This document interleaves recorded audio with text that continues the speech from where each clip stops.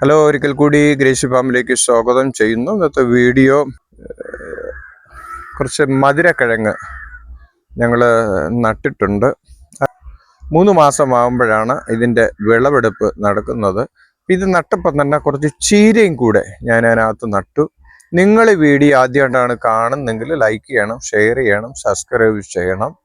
ഇത് കണ്ടോ, ഞാൻ എല്ലാ ദിവസവും 2 നേരം വെള്ളം നനച്ചു കൊടുക്കും. ചീര ഓൾറെഡി ഞങ്ങൾ വീട്ടാവശ്യത്തിന് എടുത്തു തുടങ്ങി. കണ്ടോ, നന്നായിട്ടുണ്ടാകും. നല്ല കോഴി കാഷ്ടം ഇട്ടാണ് അത് ചെയ്തേക്കണത്. ഇതിൻ്റെ മധുരക്കിഴങ്ങെന്ന് പറഞ്ഞാൽ വള്ളിയൊക്കെ ഇങ്ങനെ പടന്ന് വരുന്നുണ്ട്.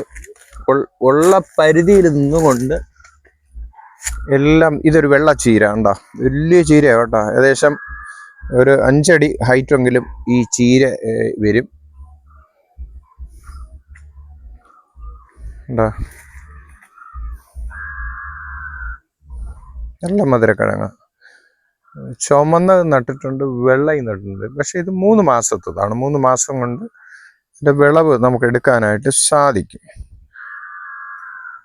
നമുക്ക് ഒത്തിരി സ്ഥലമൊന്നും, നമ്മുടെ മനസ്സ് വെച്ച് കഴിഞ്ഞാൽ അല്പസ്ഥലം മതി. എല്ലാ കൃഷി ഭാഗങ്ങളും നമുക്ക് അതിനകത്ത് ചെയ്തെടുക്കാൻ കഴിയും.